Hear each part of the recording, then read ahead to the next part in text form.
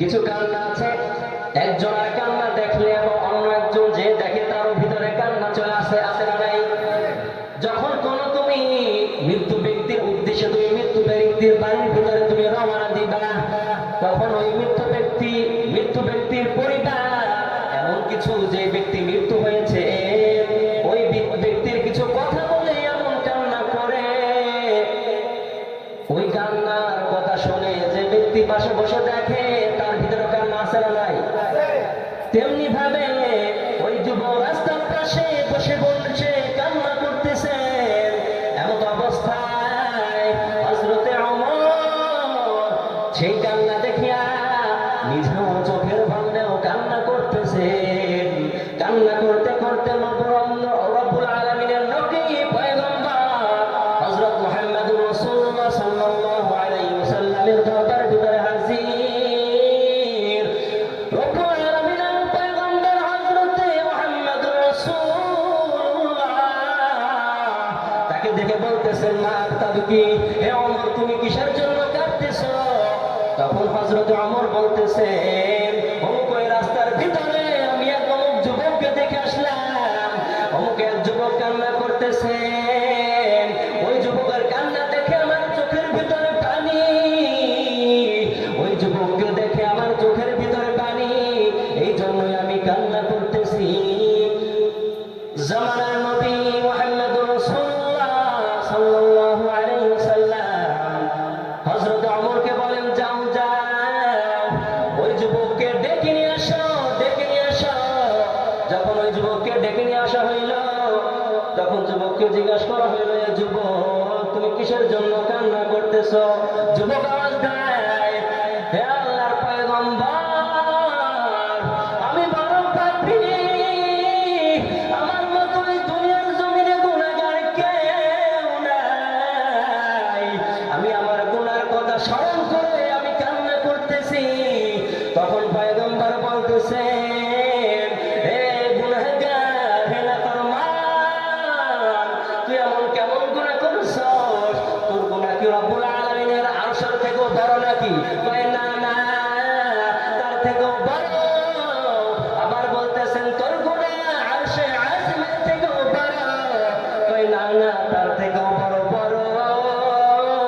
তুই কেমন গুনাহ করতেছ হে যুবক, হে যুবক? তুই কি নেশা পান করেছো? তুই কি মদ পান করেছো? নাকি তুই অন্য কাউকে হত্যা করেছো? নাকি তুমি জিনা করেছো? কয় না না, এর থেকেও বড় গুনাহ আমি ভিতরে তার ভিতরে লিপ্ত হয়েছি। আমি এমন একটা যুবক, আমার সংসারকে চালাই, আমি আমার সংসারকে চালাই কাপড়ের কাপড় চুরি করে। কিসের কাপড়? কাপড়ের কাপড়। অমুক 2 দিন আগে মদিনার ওই পথের ভিতরে এক যুবতীর লাশের ভিতরে আমি যখন কাপড় চুরি করতে গেলাম, কাপড় গিয়ে ধুয়ে মুছে আমি যখন নিয়ে আসতে খুলে নিয়ে আসতে শুরু করলাম, তখন এই মুহূর্তে আমাকে শয়তান ওয়াসওয়াসা দাগা দিল।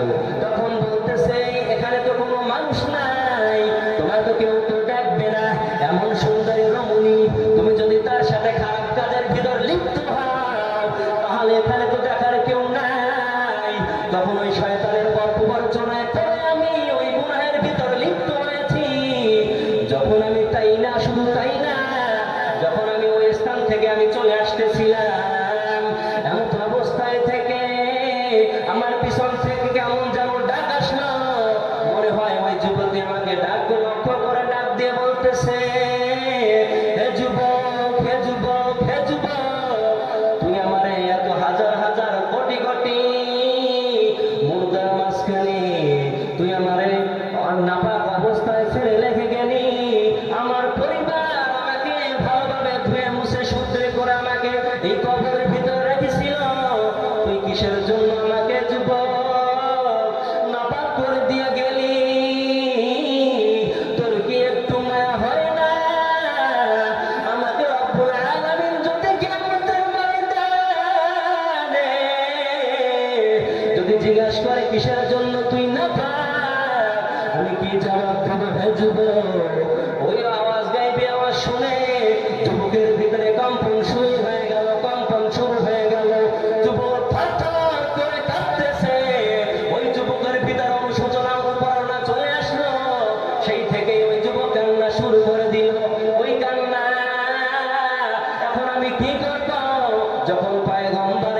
শুনতে পাইল, তখন বলতেছে, এই যুবক তুমি তো অনেক বড় অপরাধ করে ফেলছ।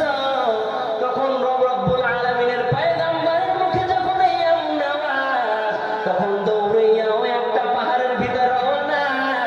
ওখানে যাইয়া যাইয়া রব্বুল আলামিনের নিকটে কান্নায় বিভোর। কান্নাগুলোর বাক্য কেমন ছিল, সাইয়্যিদুল ইস্তিগফার কেমন ছিল, আল্লাহুম্মা আনতা রাব্বি লা ইলাহা ইল্লা আনতা খালাকতানি। যেমনি ভাবে দুনিয়ার জমিনে মা যদি একটু বকা দেয়, তাহলে মায়ের থেকে একটু বাবার কাছে দৌড়াইয়া যায়, বলে সন্তান আমাকে মা ডাক্তার বন্ধু করেছে, বাবার কাছে গিয়ে নালিশ দেয়। যদি আল্লাহ তুমি আমারে মাফ না করো, আর তো দ্বিতীয় কোনো রাস্তা নাই। দুনিয়ার জমিনে একটা রাস্তা থেকে ফিরাই দিলে, একটা দরজা থেকে ফিরাই দিলে, অন্য একটা দরজায় গিয়ে জবাব দিয়ে আবার পূর্ব নিজের পরামর্শ করা যায়।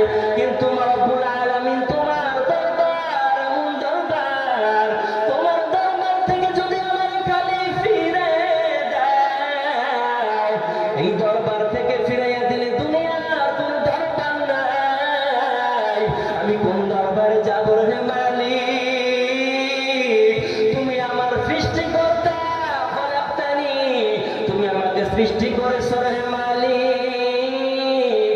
এমনি ভাবে একদিন নয়, 2 দিন নয়, প্রায় 40 দিন ওই যুবকের কান্নার ভিতরে পার প্রদীপ্ত হয়ে গেল।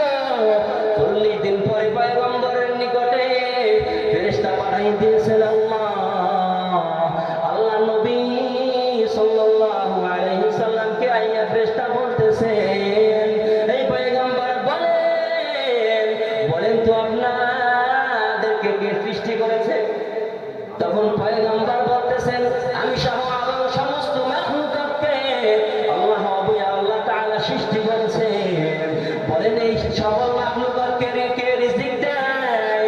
তখন পয়গম্বর বলেন, সমস্ত মানুষকে রিজিক দেয় আমার আল্লাহ, তার ভিতরে কোনো সন্দেহ নাই। আবার বান্দা যদি গুনাহ করে তাহলে ক্ষমা দিয়ে করেন। বলেন সবাই বলেন আল্লাহ। পয়গম্বর বলেন, জিবরাইলকে বলেন আল্লাহ।